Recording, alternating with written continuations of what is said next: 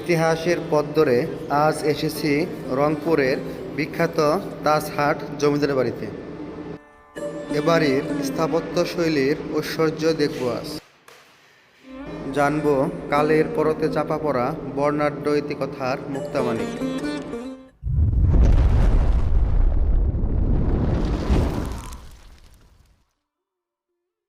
আসসালামু আলাইকুম রহমতুল্লাহ। আমার ট্রাভেল চ্যানেলের নতুন আরেকটি ভিডিওতে আপনাদের স্বাগতম। রংপুর শহর থেকে মাত্র 12 কিলোমিটার দূরে দারুণ সুন্দর এই জমিদার বাড়ি মাহিগঞ্জের তাজহাটে পড়েছে বলে পরিচিতি পেয়েছে এলাকার নামে। আমরা আজকে ঘুরে দেখব সম্পূর্ণ জমিদার বাড়ি, জানব এই জমিদার বাড়ির সম্পূর্ণ ইতিহাসসমূহ। তাই ভিডিওটি না টেনে সম্পূর্ণ ভিডিও দেখতে থাকুন। মুঘল সম্রাট বাহাদুর শাহ এর সময় সুদূর পাঞ্জাব থেকে শেখ বংশীয় পান্নালাল রায় রংপুরের মাহেগঞ্জে এসেছিলেন রত্নখচিত টুপি অর্থাৎ তাজ বিক্রি করতে। বিদ্যের জোরে এক সময় তিনি স্বীকৃতি পান জমিদার হিসেবে। তারই উত্তরপুরুষ নিঃসন্তান বীরদারিলাল দত্তক নিয়েছিলেন বাঙালি ছেলে গোবিন্দলালকে। গোবিন্দলাল ও তার ছেলে গোপাললালের সময়ই সমৃদ্ধির শিখরে ওঠে তাজহাটের জমিদারি।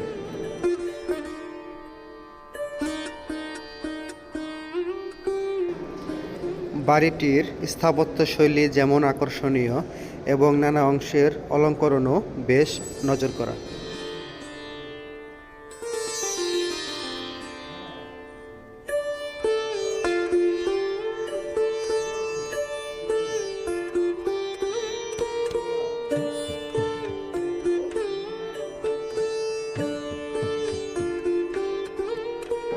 সবখানে রুচি আর শিল্প যেন হাত ধরাধরি করে আছে।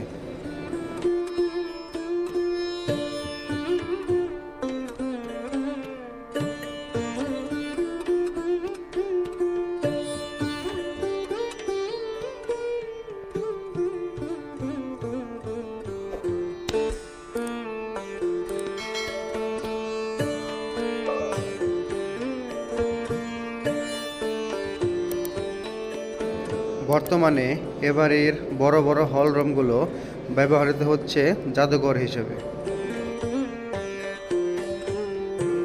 নানা পালাবদলের হাত ধরে ঐতিহাসিক এ ভবন 2005 সালের এপ্রিল মাসে রূপান্তরিত হয়েছে রংপুর জাদুঘরে।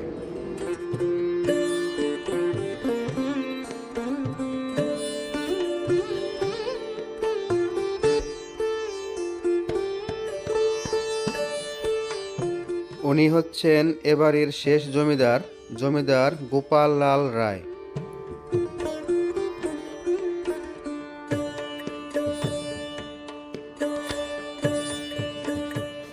এখানে আরও রয়েছে মুঘল সম্রাট আওরঙ্গজেবের হস্তলেখা খুতবা, ফার্সি কবিতা এবং পবিত্র কোরআন সমূহ।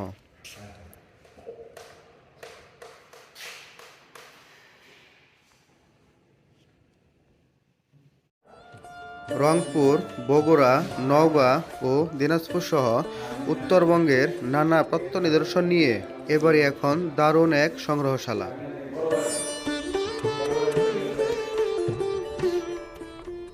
(1955) সালে এক সভায় যাওয়ার পথে শেয়ালদা স্টেশনে মারা যান এবারের শেষ জমিদার।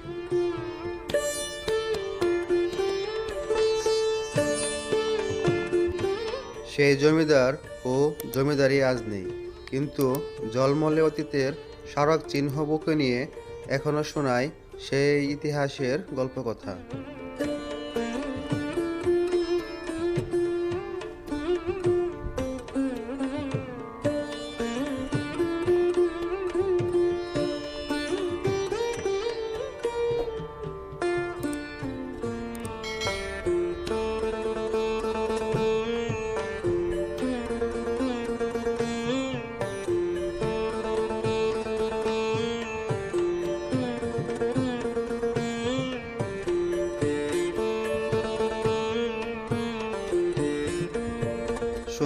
এই জমিদার বাড়িতে রয়েছে দুইটি বিশাল আকারের পুষ্করিণী।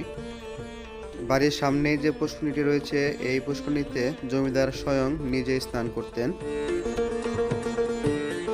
এই পুষ্করিণীগুলো কালের সাক্ষী হয়ে রয়েছে জমিদার বাড়ির সাথেই। এই পুষ্করিণীতে জমিদার বাড়ির অন্যান্য সদস্যগণ স্নান করতেন।